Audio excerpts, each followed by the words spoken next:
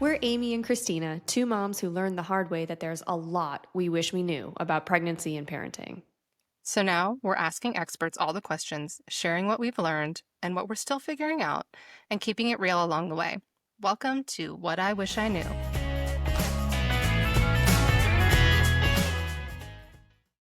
Hi, Amy here. I did this next episode solo, and while I obviously missed Christina, I have to say that Dr. Allison Mell is a truly delightful human. She's a pediatric physical therapist and mom of four, including twins, and everything she talked about felt really authentic and relatable. She's got a great sense of humor, which surely comes in handy when you have four kids, including twins. And most importantly, she approaches baby and toddler milestones with both an educated perspective and a realistic type B cool mom kind of vibe. You're just, you're going to love her. I promise.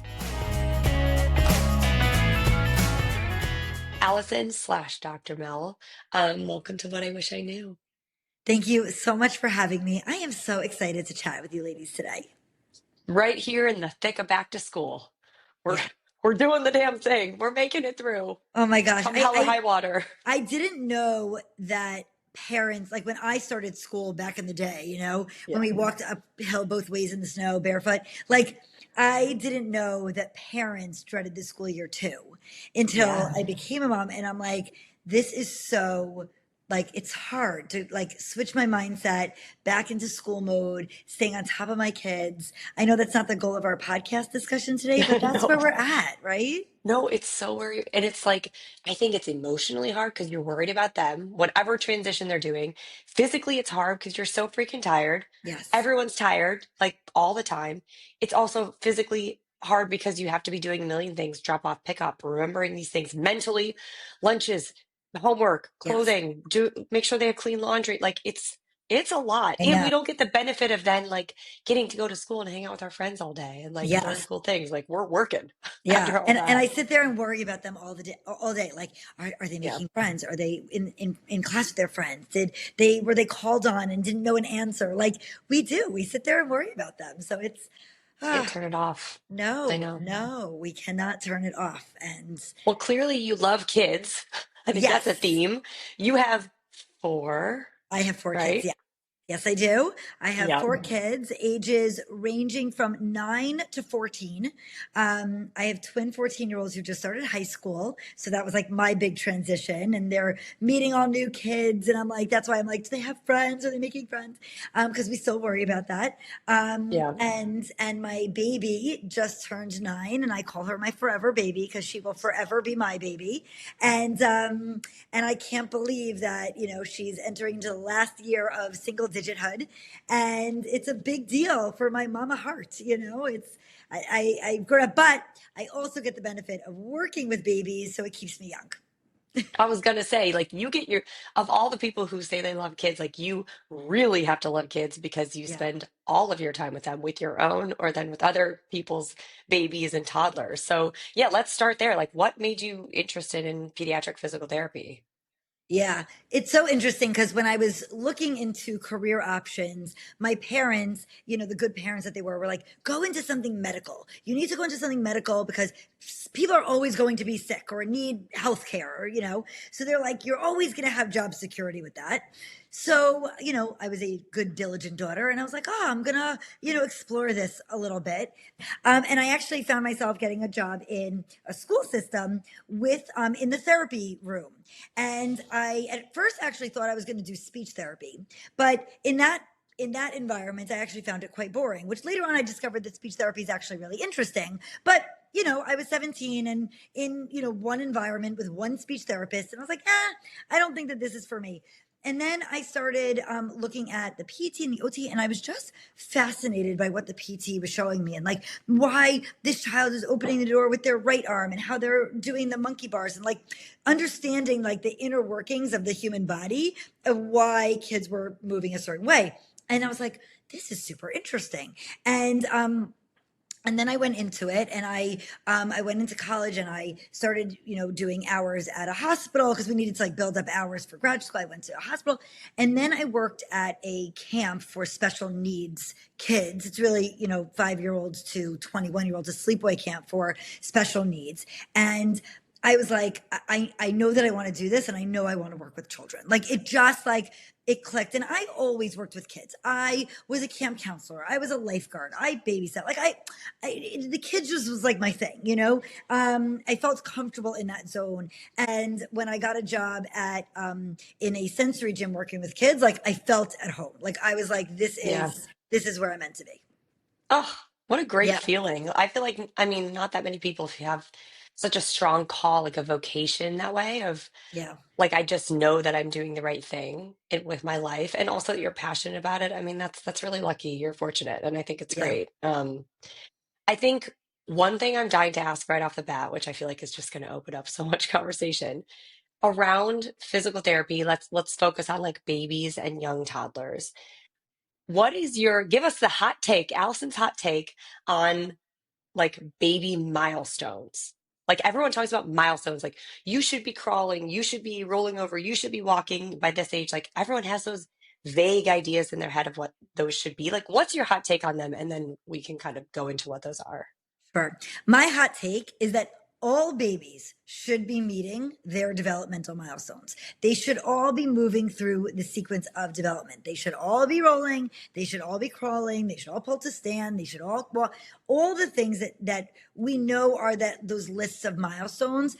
There's a lot of there are a lot of myths out there of my baby is too chubby to move, my baby is too lazy to move. I mean, my baby's just so in the 90th percentile in weight, there's no way, or my baby is lazy, or my baby just doesn't want to, or my baby is a fifth child and has too many surrounding entertainers that are they don't then want to move. My baby's an only child, so I cater to them too much, so they don't want to move. There's a lot of excuses, I'm going to air quote that, of why babies aren't moving through the developmental sequence for those who are noticing it. Because if you're not noticing it, it means that your babies are doing it naturally. And you're like, oh, my baby just rolled. But for those who are struggling, it really is something that I want parents to know. It's not something that I try to drive home that is for anxiety purposes. I never want parents to feel anxious about it. I want parents to know that this is what normally happens, that you don't really have to teach your baby how to do these things, typically, that they should be doing it on their own. If they're not, there's a reason why, and we can help them with that because we want babies to meet their milestones. They are foundational, they're important, not just for getting around, but for building on top of for future skills. Hmm. And there are like ranges of wide, I think, ranges of when things should be happening. So you're saying like everything generally happens. Every baby's going to hit these milestones. There's obviously a variance in when that happens. And there are some times where it can happen very early in that range and sometimes very late. And I think a lot of parents probably freak out if they're on the later end, especially if, like, oh, my best friend's daughter walked at 11 months. My daughter's 13 months and she's not walking yet. Like, what would you say to parents who are starting to wonder then, like, okay, I know what the milestones are. Like, are they hitting them? Should I be doing something? Like, what's that all about? Yeah, there is a range of normal for all of the milestones. And whether a baby hits it on the beginning end of that range, the end of that range, that I don't care about, right? Because the range of normal is the range of normal. So for rolling, it's a 4 to 6 month milestone. Between that age range is when we want babies to be rolling belly to back to belly. Sitting would be just sitting, not getting in and out of sitting, but just sitting would be a 6 to 8 month milestone. That's when babies go from prop sitting to being able to reach in all directions without falling over. Then crawling would be really like a 7 to 10 month milestone. Usually babies actually start transitioning in and out of sitting around when they start crawling. And that's from, going from, through army crawling on their bellies to then pushing up onto all fours, or rocking on all fours and then moving on all fours. So that will happen within that range. And by 10 months, we really do want to see that. And walking is a very big range, 10 to 15 months. Some will even say up to 18 months. I'm a little cautious with that, upper end unless, everything has been a little bit delayed. But 10 to 15 months. And it goes to your point, which is there are some babies who are walking at 9, 10 months. That is so early. And I find parents are most anxious about walking because everybody wants their child to walk. I mean, they're like, when are they going to walk Right. already? I'm tired of wiping their hands, their dirty hands from crawling all over, right? It's like putting me to shame that my floors aren't clean, right? And so everybody wants their children to walk. And so I'll get all these messages. My baby's 12 months old and not walking, 12 months, 13 months. And that's when I'll say, like, okay, but I'm not worried about that because you have up till 15 months. And if your baby goes at 10 months to 15 months, that's the range of normal. So unless we're really getting to the end range and baby's not making continuous progress towards that, whatever milestone we're approaching, if that's happening, then we have to, we want to take a little bit closer look. If we're not seeing a progression of skill, that's when we're like, okay, is baby not on track and we want to step in and help. And I can go into a little bit further detail if that's, where we're going. Yeah, yeah, no, that's super interesting. You said earlier, you said something like, we don't have to technically teach them how to do these things. Like babies will learn how to do these things as part of their normal development. However, I also know that like as moms, we're being marketed walkers and like the tummy time toys and all the things that that are supposed to like help babies reach their milestones. I'm assuming it sort of falls in the middle where it's like, sure, there's lots of stuff you can do to play with your baby and help, help them have healthy hips and like whatever, sit in a way that will eventually become sitting on their own and everything. That there's stuff you can do because it's enjoyable for both of you and it's not going to hurt them. But it's not a parent's job to be a physical therapist, like to be turning their days into physical therapy because they feel like they should be, right? 100%. I almost never tell anyone that they must buy anything because no toy is going to make sure your baby hits a milestone. There is not one product on the market that is going to make your baby start rolling or crawling or walking. Okay. And the only one that I usually talk about in like helping to facilitate a milestone is really a push walker because I do like those. Some people don't. I happen to personally love them, but that's something that's like one product that I'm like, I recommend purchasing that to help. Are there other things that are beneficial? Like I like a playpen. A playpen is a great product because it gives an open space for your baby to be put down on and can move around freely. Because free movement is the key to the progression of milestones. We want babies to be able to be on the floor as much as possible. So if you have a floor, a blanket, a tummy time mat, if you choose to buy one, a playpen, that's where your baby needs to be in order to meet milestones. Are you going to have toys for your baby? For sure. But you can literally use anything to motivate your baby to roll in this direction or anything. There's no product. If Yeah. you are being marketed they have a crawling spider or crawling something, crawling A crab. caterpillar, There's a crab. It's a crab. crab. It's a crab. And I know many babies really like it. That is not going to make your baby crawl. It might be fun. It's engaging, but like you're not going to buy that and all of a sudden your baby's going to crawl. Totally. Oh, what Yeah. a surprise. The market is taking advantage of women who are worried that their babies aren't hitting milestones and making money off of it. I'm Yeah. shocked. Shocking. And the playpen thing, Andrew calls the playpen. He's like, I'm putting Marie in jail. I'm putting Right. her in her jail. But it's also like, let's talk about the benefits of it, but also the benefits for the parent because it's incredible to have a space that I can put her, that she's safe, that nothing can get to her. She can't get to anything that I don't let her get to. And like I have free hands to help my other kid or to like eat or do whatever I need to do when she's mobile. Like I don't know. I also don't know where they got such a bad rap, but like I think they're freaking great.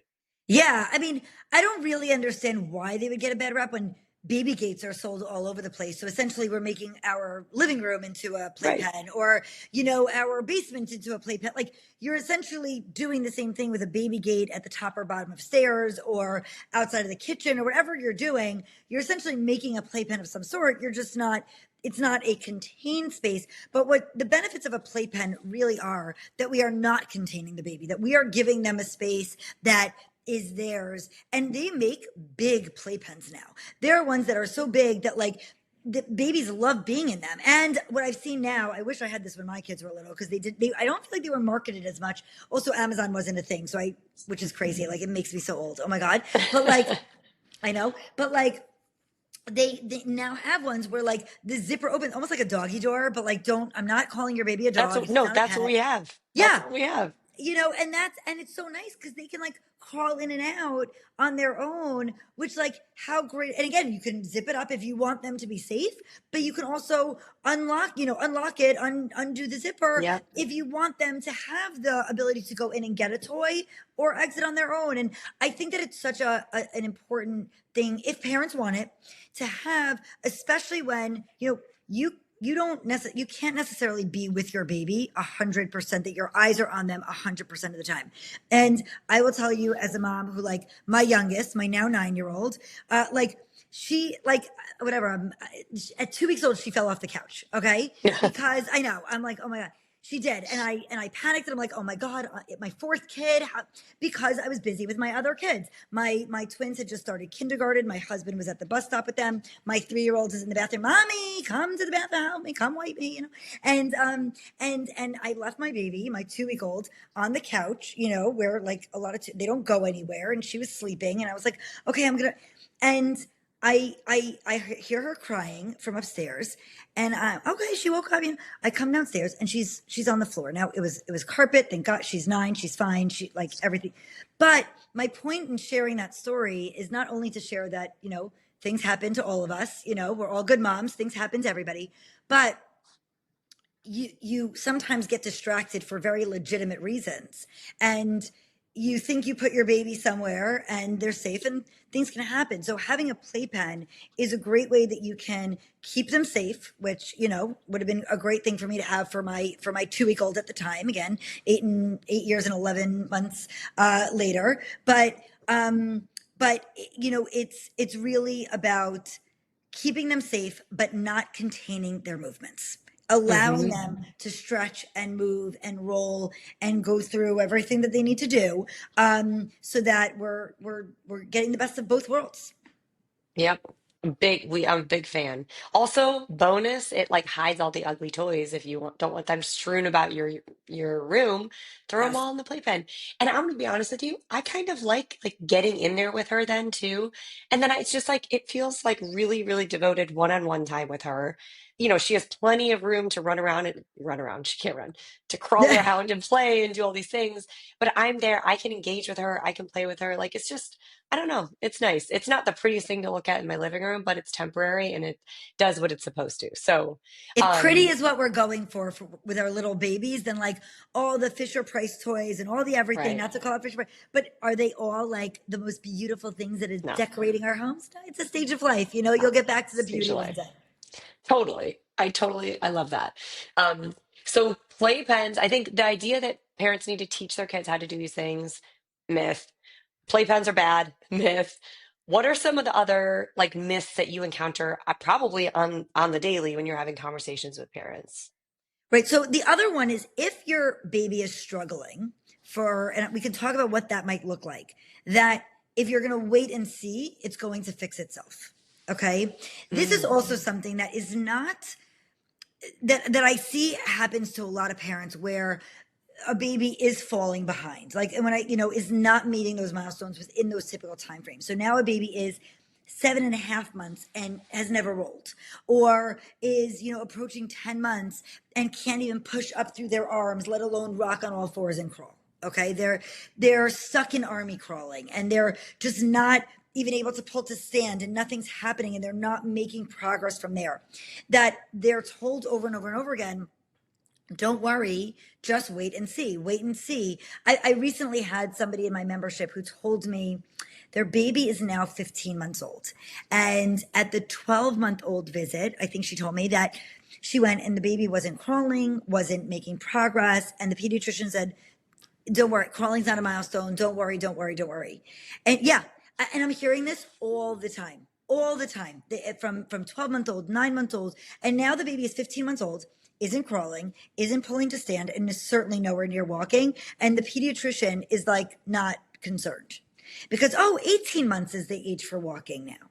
So that's why I say I'm hesitant to like open that window further to 18 months, not because we can't give a little leeway on the 15 months for walking, but what makes me upset about that is that we're just allowing more time for no intervention.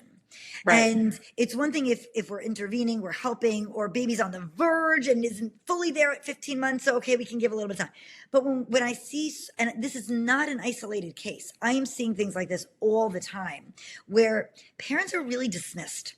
They're actually coming with concerns and they're being dismissed. And that's where I really want to tell parents, when you have a gut instinct that your baby's not on track, no, we don't have to teach every baby how to meet milestones. They should be meeting them on their own. But if they're not, there is a reason why. There's a reason why. And so it doesn't mean that there's something super wrong. It doesn't mean that they're going to need therapy for life. We need to get in there and get to the bottom of why your baby is struggling so we can get them back on track. Because just like this baby in my program, we're really, I feel like we're working at like an 8-9 month level when she's already 15 months. And like I said to mom, I want to get her walking, but we've got to build up those skills. I can't get her walking when she doesn't have the strength. I mean, I often compare it to math. You cannot do algebra if you don't know how to add. And Yeah. if we see a child in third grade who still can't add and subtract and they're just struggling and struggling, let's just wait till fifth grade. Let's just wait till seventh Right. grade. We don't do that. We don't do that, right? We've got to give babies, we have to make sure that babies have the skills that, yes, most babies are developing on their own, but if they're not, let's give them the support. Why not? Why are parents being dismissed? I don't know. We hear that a lot, unfortunately, when we talk to people from all different areas, expertise, is that moms are constantly dismissed. Moms are constantly being labeled as being emotional or overreacting or hypochondriac and time after time, like a mom's gut is one of the most powerful tools that we have, but we have to fight to make sure that anyone listens to it, which is really unfortunate. Yeah, Um, I do want to talk about you said like if babies aren't hitting their milestones or that you feel like something's wrong or whatever the reason, and you're coming to some like a mom is coming to someone like you said there are a lot of things that could be done. Like you want to figure out what's wrong and how to fix it. So like talk through what are some things that could be wrong and how might you fix them with physical therapy, for example? sure. So there are a few things that we might see. One is weakness in certain muscle groups. And so we might see babies compensating in a certain way. They're doing things a little, interestingly, but they're really too weak. And so I might see a baby who isn't pushing up through their arms. We really want to see babies like pushing up and pivoting in circles by like 6 months. We might see, some weakness in their hips. Sometimes I see like very wide froggy legs. Like think of what a frog's hips would look like. And if babies, again, by 6 months, we want to see them like narrowing in a little bit more. And so some babies are lacking strength. They just don't have strength in certain muscle groups for whatever reason. And so if we do some targeted exercises, we're going to really strengthen up those specific muscle groups. And so there, those are very easy things that I teach. Again, these aren't things that I would expect a mom to know offhand because they're not all physical therapists. But like they're very simple activities that can be done with anything that you have at home, that will target certain muscle groups that are going to help. Like for example, with the arms, I often show on my Instagram like a wheelbarrow sort of position for babies. You kind of like lay them over your lap and their hands are on the floor, so that we're really making sure that they're weight bearing through their shoulders and not the distribution of weight through their entire body. Because like we need to really target those shoulders now because they're not doing much of the work. Okay, so like Baby simple, weightlifting. It's like right? baby body weight like Yeah, exercises. right. So That's like cute. we're Yeah. gonna put them into certain positions that again because they're not doing it on their own, we're going to make tweak some of their positions to make it so that we're strengthening certain muscle groups a little bit more. There are other babies, and I'm seeing this so much now. This was the example I just gave of the 15-month-old who's not crawling. And I'm seeing this all the time where babies have a lot of tightness. And that can happen when babies have oral ties, a tongue tie, a lip tie, which is often associated with not latching well, not feeding well. And then once we get the latch done, or we switch to formula, which I'm in support, all my babies were formula fed. But once we kind of get over the hump of whatever the feeding struggle is, then it's like forgotten about. But I'm seeing it later on that babies, when there's sometimes tension that starts in the mouth, it can actually lead to tension in the shoulders, the trunk, the hips, and babies can't move easily, or they start to move asymmetrically. They start to compensate. So that's when we'll see an asymmetrical army crawl, only rolling to one side. They might use only one hand to play, or one hand more than the other. They might hitch crawl, like lifting one up, or butt scooting. This can also happen not only with oral ties, but if they have reflux. Whether they're the happy spitter uppers or colicky screamers. I've seen it with both, where there's so much tension in the body because they're really uncomfortable that it leads to tightness, and now they can't move. There's also something called torticollis, which is tightness of a neck muscle that causes a head tilt to one side, turn to the opposite side, and that can also lead to similar tension throughout the body. So that's another example. There's also low tone, which low tone is something that we're born with. The amount of tone that we have is what we're born with. And if a child has lower tone, lower than normal, it can make it a little bit harder to activate those muscles and do certain activities. So in any of these cases, these are real reasons why babies are not meeting milestones. And if we're not going to do either the targeted strengthening exercises or the stretches that I teach parents how to do, if we're not going to do that, babies are not going to all of a sudden stretch themselves. They're not going to do some toe touches to stretch their hamstrings, It's not going to happen. They're going to compensate. They're going to find ways to move that they don't have to move that tight arm. And that's going to make it difficult. So that wait and see that parents are often told, I mean, it's fine if they're, going through the developmental progression, they're doing things nicely, but if they're stuck or they're moving in atypical ways, it's not going to fix itself on its own. And I wish parents weren't given such a hard time about getting that help. Totally. Well, it's both sides. I love the message you're giving. What I'm hearing is like, on the one hand, you don't need to freak out. You don't need to teach your baby to do these things. Like, don't freak out. Let your baby develop as they're going to develop. And that's great. And if they're not doing what they should around the time that they should, or a little bit after when they should, then totally great. Seek help. Learn Yeah. more about it. Educate yourself about how you can help, like seek professional help if need be. It's like it's great for the type B moms and the type A moms. You know what I mean? It's like Yeah. you can just sort of let things be. And then once things have run their course and they're not working out, like there's another option for you. And that is get help, because some of these things are not going to resolve on their own. But it doesn't mean, like you said earlier, like lifelong physical therapy, like a horrible diagnosis. Like, I mean, there's so many Yeah. reasons why, like you just outlined, and they're sounds like pretty simple to address with like a little bit of time and dedication and Yeah. learning about what's going on. Yeah, when parents join my program, my membership, we're seeing really quick progress. I usually tell parents I want to see some amount of progress within 3 to 5 days. 3 to 5 days of Oh, some wow. progress. Doesn't mean we're hitting the next milestone in that time, but your baby starts tolerating a stretch a little bit better. They can start pushing up. And I'll tell them also, and this happens all the time, where I'll say, okay, we're going to start with some stretches because your baby is super tight. They have a history of oral ties. Maybe they also had reflux. I teach them in my courses, or I go through it with them on the live group calls that I run. We'll go through some stretches, and I'll say, okay, take a look, spend 3 to 5 days doing these stretches a few times a day. And often parents will come back to me and be like, I just saw my baby do a new movement that I never saw them do before.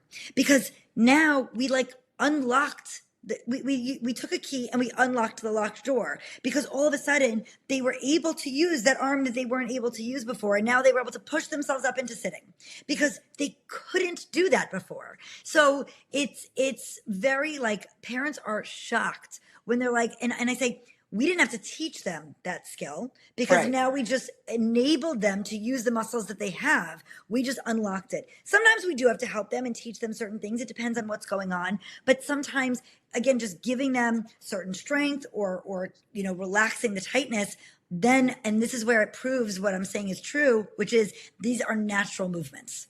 These are natural movements that all of a sudden a baby will start pushing up onto all fours who is an army crawler for 4 months because we strengthened those muscle groups and now they were able to do it on their own.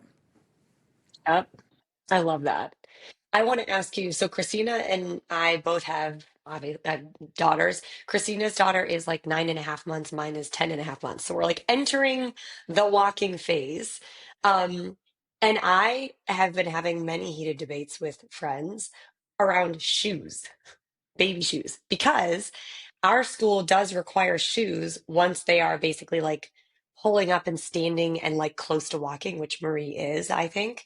And also as the weather cools down, like they go outside all the time, and obviously babies will just snatch socks right off. So they were like, we need shoes. So that's fine. I'm happy to kind of do that. But then I was like, okay, let me find the right shoes. Okay, well, I'm like Googling early walker shoes, like shoes that are good, shoes that will help babies walk, which now I know is bullshit. Like Yes. and then you go down to a rabbit hole of like, oh, is it soft sole? Is it flexible sole? Is it hard sole? Should it be late? Should it be like, oh, what's the Yeah. deal on with shoes? Yeah. Wide toe? Yeah, there's so many options. Like, what do we do? Tell me. Yeah. So the shoes, there are a few things about shoes. One is you're right. They're not going to help your baby walk unless there are specific cases that I do recommend shoes when there's a lot of like ankle or foot instability. If we really have an ankle that's unstable or baby's really having a hard time balancing, there are certain cases where we will put on shoes and that will help. For most babies, they will walk without shoes, and it's actually barefoot is better for the development of the intrinsic foot muscles, strengthening of those muscles, development of the arch, and sensory input. Those are all great things to have when baby is barefoot.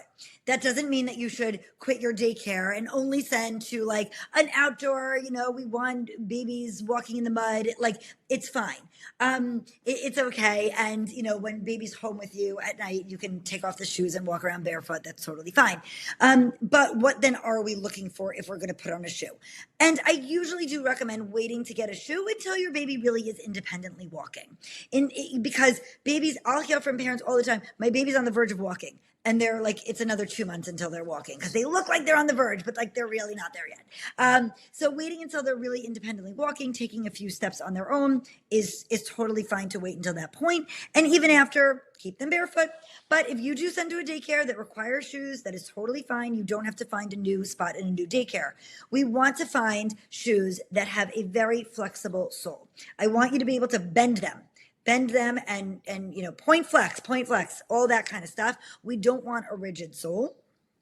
We do want what you said, a wide toe box. We want the toes to be able to wiggle around. I'll be honest, most shoes are made like this now because those are the recommendations. Now, if you search on Amazon, most new walker shoes are just like that. The soles bend. They don't need to have arch support because they don't have an arch at this stage, right? They don't need to be extremely supportive because, as I just said, babies shouldn't need shoes to learn to walk. So if they can go barefoot, they certainly don't need a supportive shoe to learn, to start walking with. So anything we don't want a slippery bottom. That's for sure. We don't want something that's Mhm. slippery. We want something flexible and something that's wide. I also always recommend going for Velcro rather than tie shoes. Even though people think the tie shoes are super cute, I do not understand why anybody would want that. I No. mean, like, we need something else for them to trip over or lacking independence with. Like, Right. this is not No. necessary at this stage. No. And so I get asked all the time about shoes. There are so many on the market that are Nike makes a great one that I actually did a collab with them on this new shoe. It's called the Nike Swoosh One. But there are so many out there that are like that. They're flexible. We're not looking for anything that's like, wow, this is recommended by a PT. We just want a simple, wide, flexible shoe. Got it. And one that's not hideous, preferably. I just That's added true. that one for Yes. myself. Less hideous. Good. Yes. Yeah, exactly. Okay, cool. Shoes, check. Now I need to pass all this along to my husband, who's also in the market for shoes for her, so we can make sure we get good flexible ones. Yeah, I do want to talk about also, we talked a little bit about like the signs that babies are like, as they're progressing through, they can start to pull up on their elbows, they're rocking back and forth. What are some of the signs that a baby is like truly close to independently walking? Like what happens leading up to walking? Yeah. So the progression of walking is firstly being able to pull to stand through a half kneel, or what I also term as a proposal stance. If you were going to propose to somebody with one knee up, that's how I'm looking for that baby to transition into standing. So they're going to propose to the couch and pull up on it. Okay.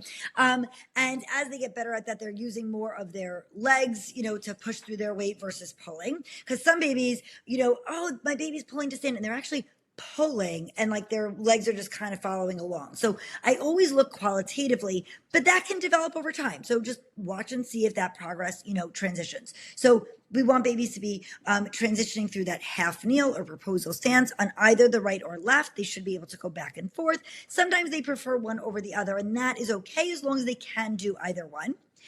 Then we want to see them start to cruise along furniture. So they're sidestepping. Then they are going to pivot and going back and forth between different pieces of furniture that you have around the room.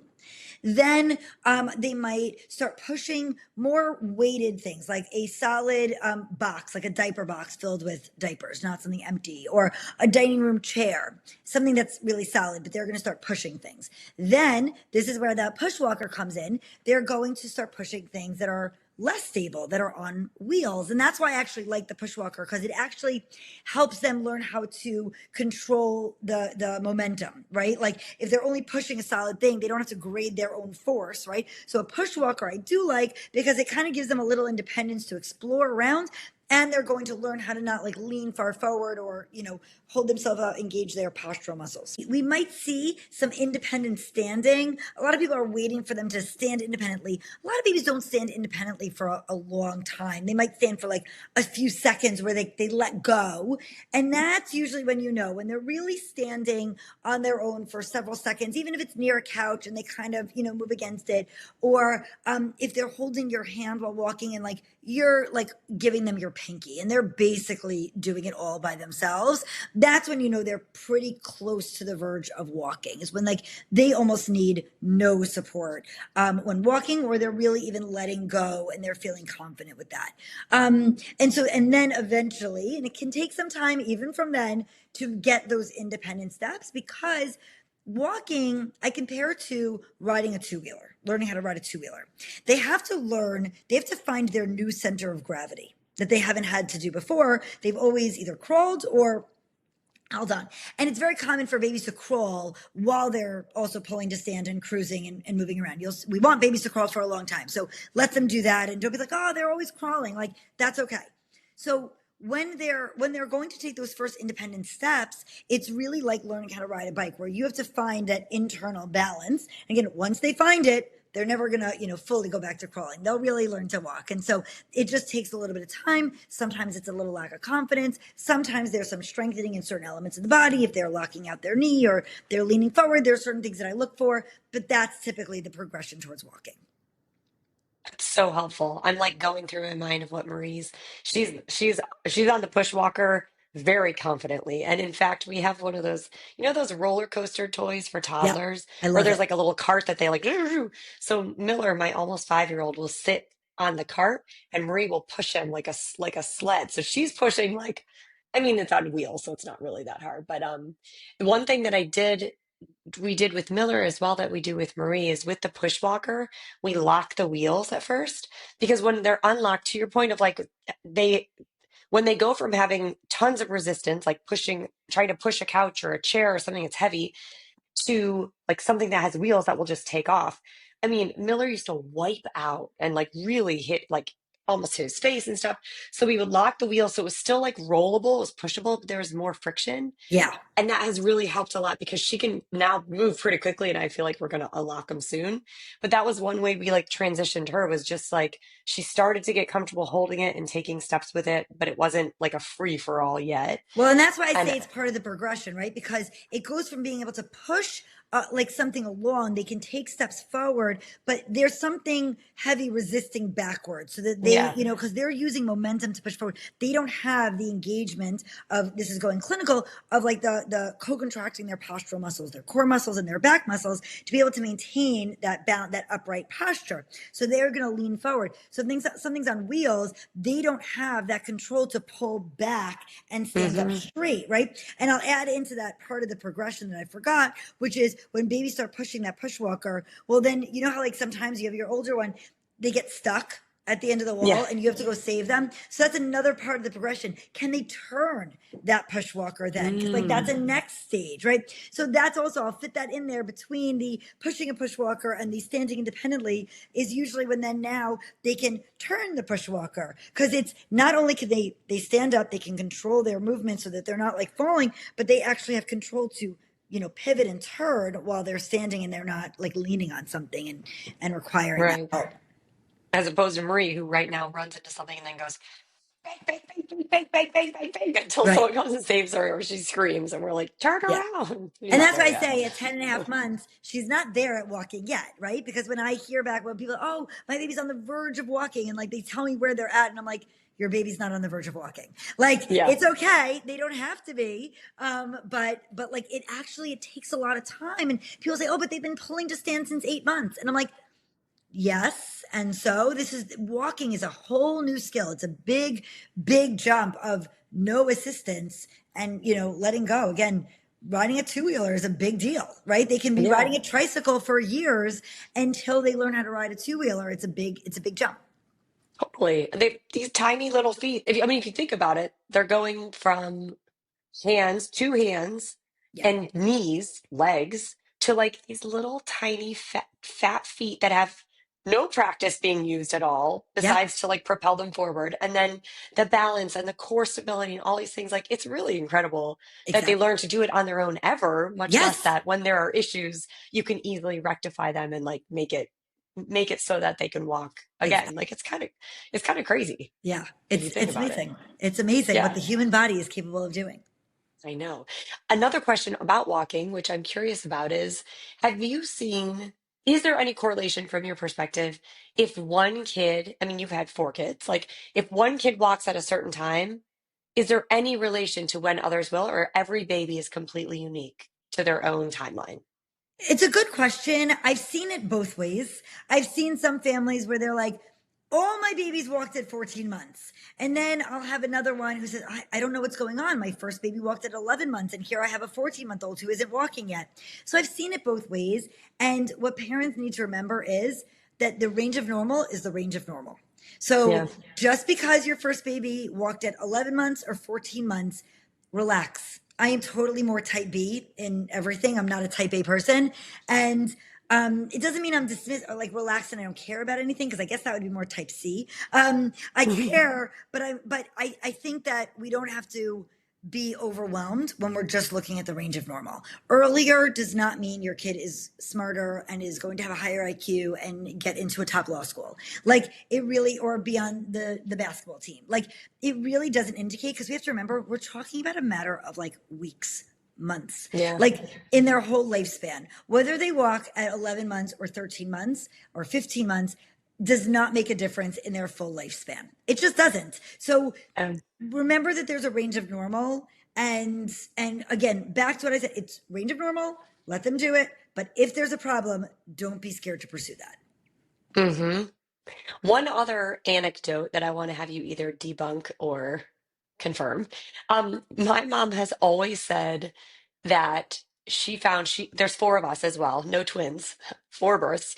Um, she always said that she found that all of us walked at different times, but she said that she either found that babies would walk earlier or talk earlier. Like if they walked earlier, they spoke later, and if they spoke earlier, they were generally a later walker. Is that true at all? I Have you have read of heard that? that. I have heard that. And I will say with one of my kids, my third technically my third. But I had 3 kids in 2 years because my third was born almost exactly like 2 years and 2 weeks after my twins were born. So I was quite overwhelmed at the time, and I hadn't had a lot of experience with babies yet. But he rolled on time, he sat on time, he was a late crawler and a late walker. And again, just by a little bit. It wasn't far, but I think he did walk closer to 18 months. And I think at the time, again, I wasn't really working with babies, and I got him evaluated, and he had some physical therapy for like a month, but then he did do it. But he was talking 3-word sentences by 16 months. He was, and by the way, he is a great kid. He's not, he was on the soccer team, but he's not highly athletic. He does well in school, but he's not a genius. Like none of that indicated anything is my point. Like I don't like to throw my kids out there for like, talking about them and what they accomplished. But my point is it didn't really affect one way or the other. He does well in school if he studies, and that's what it is. Just because he spoke 3-word sentences at 16 months didn't, mean anything long term. But I happen to have noticed that with him. I have heard that. I do believe that there's some truth to that in terms of, it can be that one area of the brain is hyper focused. I still go back to, we don't want to use that as too much of an excuse that if babies aren't moving along, meaning we have to still watch, is baby continuing to make progress? Are they trying to move? Are they certain things that we want to make sure that they're still on track with development, that they're still moving forward, and not just say, oh, it's because my baby babbles so much that they're not doing other things. Right. Like there's, there might be some truth to that. I don't think it's completely off the charts, but we don't want to overdo that so that we're not going to get help if baby needs it. I hope that makes sense, because that makes total sense. It's still, there's no like exact formula, but it's something to keep in mind, but not overdo. Right. And I mean, I think it's what's true for one family might not be true for another. Like, do I believe that across all 4 of us, like whoever spoke first walked later? Like maybe that's true. That could be a total coincidence as well. Yeah. So it does, it is what it is. Right. I want to ask you about another trend. We talked about shoes earlier, which I feel like is just like a hot topic for parents who have kids between the ages of, let's say, 10 months and 2 years or whatever. But another trend that I actually have seen a little bit more of is baby chiropractors. So I have heard a couple of different like sort of stories or applications. One was we know someone, my husband and I, who their toddler was having an insane amount of like ear infections. And she started going to a chiropractor and they like went away magically, hasn't had one since. And like stories like that. I know that Chiropractic care. chiropractic care, thank you, is not necessarily like your wheelhouse, but do you have a POV on that? Like, what do you think? Yeah. When I was in PT school, PTs were like very against chiropractors. It was like, we don't like chiropractors. We don't support chiropractors. In my practice now, I have sent many families to a chiropractor. There was actually a baby recently in my membership who mom joined with her second child. She was one of my first members when I started the program 3 years ago, got her baby moving, crawling, walking. She joined a few months ago with her second child, and this baby had reflux and oral ties and all the things of tightness. And so we were working through the stretches, and she was in the program now for like 2 or 3 months, and she would come to my calls and we were not seeing consistent progress. She'd see a little progress and then regression, some progress and regression. And I said to her, I think we need to go to a chiropractor now, because, and again, I rarely make recommendations, but I also am very like, if we're not seeing progress, then I'm not the one-stop shop. Like sometimes we need to go elsewhere to call in extra support. And I said to her, we should be seeing progress. And if we're not, there's something else going on. I think we need to see a chiropractor. I think that there's something going on with alignment that is not allowing the muscles to move. And so because of the alignment challenges, then any stretch that we're doing, it's just reverting back because of the alignment.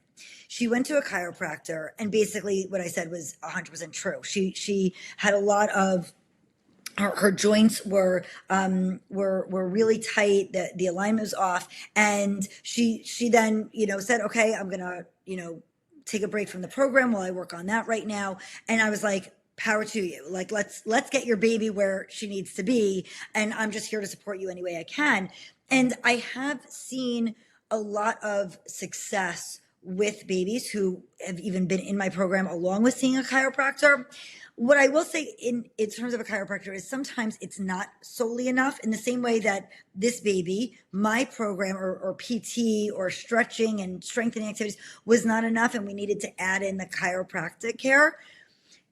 I often see other people who have gone to a chiropractor for many months and they're not seeing progress, because Right. sometimes we're adjusting the alignment, but the muscles are tight, right? And so a chiropractor is adjusting the joints, but they're not doing anything with the muscles. So if somebody goes to a chiropractor, again, we want a good chiropractor. We want somebody that knows what they're doing, but sometimes it's enough on its own, and often it's not enough on its own and needs to be in combination with something else. So I'm really not opposed. I haven't personally experienced the ear infection, but I have heard that too, that chiropractors, that they can help with ear infections, they can help with GI issues. And I do think that there's truth to that, of when our alignment is on, that our body can function better the way it's supposed to. And if something's not aligned properly, it can really throw off the whole homeostasis of the body. Yeah, that makes total sense. I've Yeah. never been to a chiropractor, but I'm so intrigued. I'm like a little scared because it sounds so violent when they like adjust your back, or like you hear these like funny stories of the sounds that it makes and stuff. I'm like, Yeah. maybe next year. Yeah, We'll see. yeah. I did go to a chiropractor for myself for sciatica, which is Oh, the sciatic nerve that runs down. And I was feeling it in my glutes for a long time, and I was stretching myself, and I knew all the activities to do. Right, I happen to have very tight hamstrings, but I don't do anything about that because I just do. And and I did go to a chiropractor, and the adjustment on the joint, I thought the pain was coming from what, I was using my PT brain. Oh, I think this muscle is tight, and I think this is what I have to do. And it just kept coming back, kept coming back. I went to a chiropractor, and the adjustment around the spine and the pelvis, it really did make a difference. So again, yeah. sometimes the origin of where the issue is needs to be addressed, and we have to find what the origin is. Yep, totally. Super interesting. One question we ask everyone who's on is a what I wish I knew question. Um, I would love to hear, what is something you wish you knew as a parent? You have four kids, twins, and then two more. Like, bless you. Love to hear your Okay. answer. I was thinking about it recently, that I'm like, if I could go back and do it again, 14 and a half years ago, gosh, I would be so much better equipped. Right. Because and I do reflect back on, all the mistakes, everything from leaving my baby on a couch at 2 weeks old, where I now spilled to everybody here, all my biggest mistake, which thank God didn't lead to anything, a big deal. I think that I wish I knew that my gut was right. And I wish I knew that I didn't have to worry about being that mom. It really, if I have to sum it up, I think that would actually be where it's at. I wish I knew that I didn't have to worry about being that mom, because Yep. so many of us in today's day and age, it's almost like the pendulum is swinging. Like we were overloaded with so much information that we feel like, okay, everybody frowns upon, oh, you're going to a doctor and you just use Dr. Google. So now you put in all your symptoms, and now you're thinking that everything is a terminal illness, when the doctors are like, no, come on, stop using Dr. Google, use real practitioners, etc. And I think that as parents, we're so nervous about being like, the crazy parent, we don't know how to draw that line. But yes, there's always going to be a balance. You don't want to like, call your pediatrician's home phone number 12 times a day. Like, don't do that. Okay. Don't be that mom. All right. Yeah. But, worry about being that mom. But I also think that you are your child's best advocate. Nobody cares about your child the way you do. Nobody, Yes. except your spouse, the other parent, whatever. Like, nobody cares about your child the way you do. And so if you think that your child needs more help, whether that is you need a second opinion on a medical thing, you need physical therapy, you need a tutor, you think that they should be in a different class with different kids, whatever, okay? It doesn't matter what that is. At the end of the day, if you don't ask, you're not going to get it. And nobody else is asking for your kid. Nobody else is going to do it.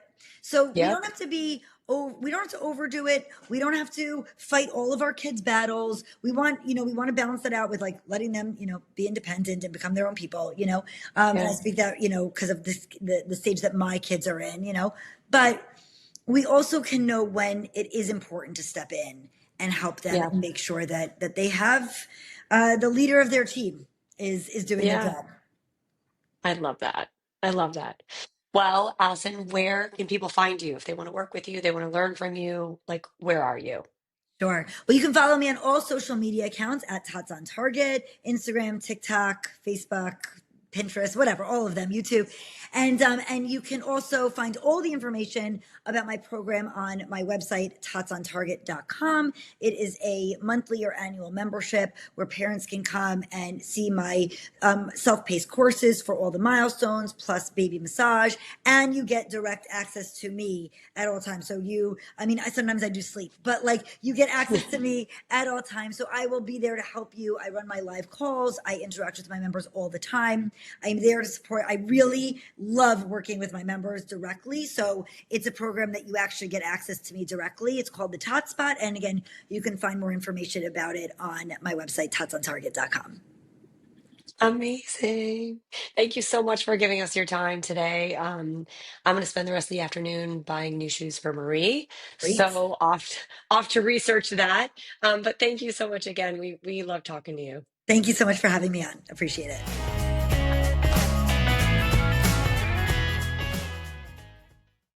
If you found something helpful, insightful, or just plain reassuring in this episode, be sure to subscribe so you don't miss the next one. And if you have a moment, leaving a quick review helps more parents find us. We're also always looking for great guests, so if you know someone or that someone is you, please reach out. You can find us at whatiwishiknew_ or whatiwishiknew.life. Thanks for listening. And until next time, stay sane, stay calm, or at least fake it until bedtime.